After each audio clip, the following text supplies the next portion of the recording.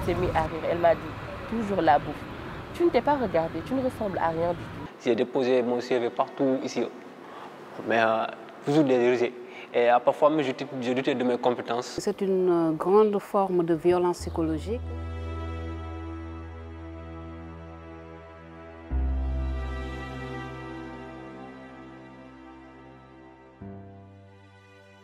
Partout dans le monde, les standards de beauté sont omniprésents dans l'histoire culturelle.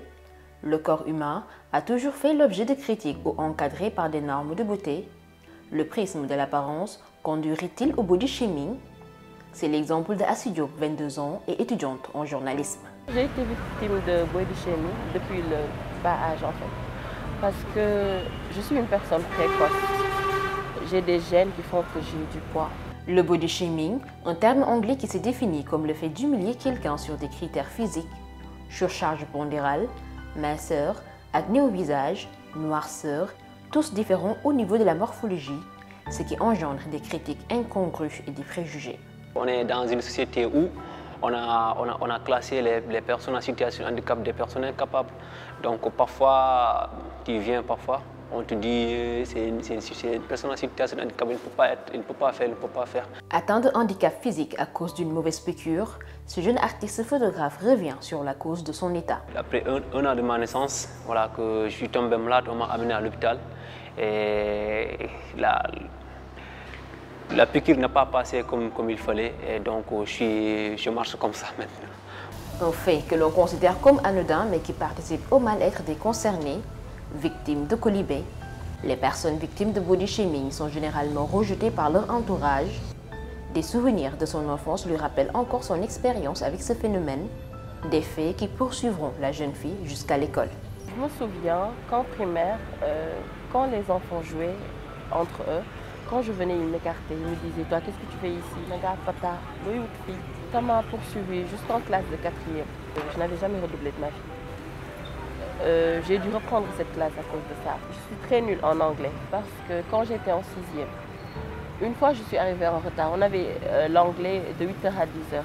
Je suis entrée, j'ai dit « Good morning ». Le prof, déjà, elle ne m'a pas répondu. Elle a ouvert le sac, elle a vu le petit pain. Elle m'a regardée, elle s'est mise à rire. Elle m'a dit, toujours la bouffe. Tu ne t'es pas regardée, tu ne ressembles à rien du tout. Juste à cause de la bouffe, tu es arrivée en retard. De mauvaises expériences qui s'enchaînent avec ses profs, ce qui témoigne de l'hostilité autour d'elle à cause de son surpoids. J'étais en brevet. Quand est arrivée l'heure de faire la gymnastique, tu vois, quand tu te mets devant le tapis, tu dois d'abord saluer les membres du jury. Quand je suis venue, je me suis mise devant le tapis. J'ai salué, les membres du jury ne m'ont même pas regardé. Les personnes en situation de handicap sont stigmatisées en raison de leur état, allant jusqu'à leur priver de leur dignité de travailler. En atteste l'histoire de Omar Ndiaye, manager de formation. J'ai déposé mon CV partout ici, mais toujours des rejets. Et parfois, je doutais de mes compétences. Il est une réalité palpable la configuration de la société africaine sénégalaise, où par mégarde, la moindre différence des individus est critiquée, ce qui peut mener à une affectation psychologique. C'est une grande forme de violence psychologique dans la mesure où quand une personne naît avec une certaine présentation physique, la société a tendance à la stigmatiser, à l'humilier, à parler d'une manière désobligeante de ses formes. À l'époque, on ne le considérait pas comme une violence, mais maintenant avec la modernité, surtout avec l'utilisation des réseaux sociaux, parce qu'il y a beaucoup de femmes qu'on présente dans les réseaux sociaux pour se moquer d'elles. Ça aussi, ça peut conduire à des conséquences néfastes. C'est une violence morale. Au Sénégal, la tendance des rondeurs est signe de beauté. Le cas échéant traduirait une mise à l'écart. Des femmes se font violence pour échapper au body shaming. Nous, on est dans une société orale et qui voit et qui parle. Et le fait de s'adresser régulièrement à des personnes qui ont des rondeurs ou des minceurs, ça, on a vécu avec ça. Un autre exemple d'une femme aussi qui était mince et elle avait toujours derrière elle les gens aussi qui lui disaient qu'elle n'avait pas un instrument pour s'asseoir. Je peux l'expliquer comme ça, c'est par rapport aux fesses. elle était plate, comme on dit. Hein. Et ça, elle a vécu cela de manière pratiquement dramatique. Parce qu'elle cherchait à avoir cela en mettant beaucoup d'habits. Très répandu, le body shaming peut créer une détresse psychologique chez les personnes qui le subissent. La question du corps est centrale dans la construction de l'identité. Toute remarque désagréable basée sur le physique peut impacter sur l'estime de soi. On se replie sur soi. Et le fait de se replier sur soi peut avoir d'autres conséquences. Parce que mentalement, on n'arrive pas à penser comme on pensait auparavant.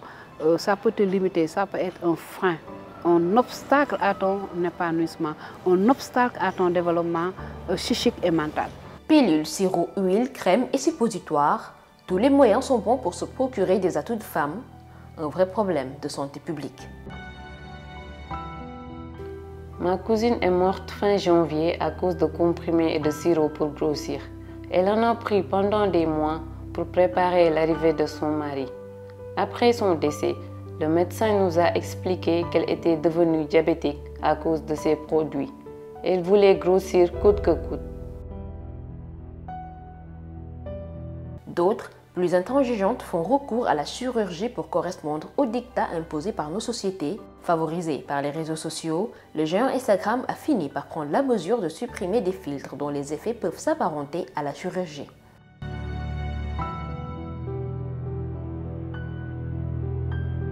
Beaucoup de personnes souhaiteraient changer quelque chose sur leur apparence. Le body positive permet de porter un autre regard sur nos petits défauts afin de s'accepter soi-même et de gagner en confiance en soi.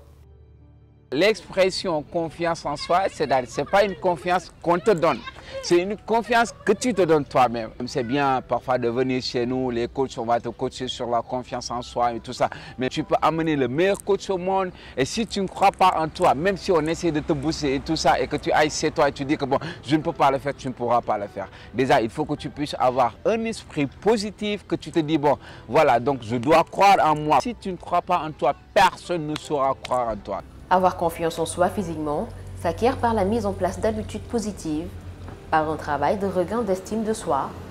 Alors solitaire, un camarade avec une particularité physique crée chez elle un déclic.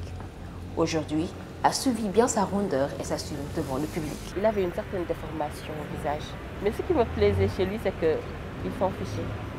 Il était tout le temps cool, il participait au cours normalement, il parlait avec les autres. Il parlait même avec moi, il me disait « Toi, qu'est-ce que tu fais? Pourquoi à chaque fois que les autres sont ensemble à jouer, toi tu t'écartes et tout ça ?» Genre, il a été mon déclic en fait. Quand j'ai commencé à m'assumer, dès bas, je participe. J'ai même fait de la danse, j'ai été responsable de classe, j'ai été chef de groupe dans plusieurs concours de débat. Pour le jeune photographe Omar, pas question de se laisser faire. Il mouille le maillot pour exiger le respect autour de lui. Là, c'est moi qui ai travaillé pour qu'il n'y ait plus, parce que moi, dans toutes les écoles que j'ai fréquentées, depuis de l'école primaire au lycée, j'essaie toujours de faire, d'abord, je me montre en tant que personne en situation de handicap qui est capable. Parce que d'abord, je dirige toujours. Voilà, donc je suis toujours parmi les dirigeants. Donc là, les gens, même s'ils te voient une personne en situation de handicap, mais ils ne vont pas quand même te moquer. Parce que toi, tu es toujours dans les dirigeants. Et moi, là, c'est moi qui ai opté ça, en disant que peut-être aussi c'est une sorte de dire que les personnes en situation de handicap sont capables. Donc moi, depuis la naissance, depuis tout petit, je n'accepte jamais que les personnes me moquent. Je joue au football, parfois il y en a qui rient, c'est une personne en situation de handicap qui joue au football, et pourtant dans toutes les compétitions, je suis gardien et je joue comme il le faut. Comme les personnes normales. Hein. Oui, il y a pendant les tirs au but, voilà, je fais sortir des ballons et parfois il y a des matchs où je suis l'homme du match. Donc voilà. Donc moi je ne veux pas les gens aient pitié de moi. Je veux que les gens disent que oui, il faut comme tous les autres. En 1996, un mouvement social en faveur de l'acceptation et de l'appréciation de soi voit le jour. Le body positive s'inscrit à rebours du body shaming, perçu comme une déviance de la société. S'aimer soi-même et admirer les autres pour ce qu'ils sont, il n'y a rien de plus merveilleux que l'imperfection. Pour qu'une personne puisse t'aimer, t'accepter ou te respecter, ça doit d'abord commencer par toi. Si aujourd'hui tu ne t'aimes pas, personne ne va t'aimer. Si tu ne t'acceptes pas, personne ne va t'accepter. Ça commence d'abord par toi. Quand tu t'aimes, tu dégages quelque chose. Et c'est ce que tu dégages qui font que les gens t'apprécient. Il y a un moment de ta vie où tu dois être égoïste pour toi-même, pour ton bonheur. Quand tu fais quelque chose, ne calcule pas les gens. Fais ce que tu as envie de faire qui te rend heureuse. Aujourd'hui, quand je décide de porter une robe, c'est pas parce qu'une personne me l'a dit, hein. C'est parce que j'en ai envie. Ça me rend heureuse, je suis bien, je suis à l'aise. Tu ne vas pas venir ici et me dire porte un grand bout, bien porte un pantalon. Je porte ça juste pas à l'aise. Pourquoi? C'est pas ton corps, c'est mon corps.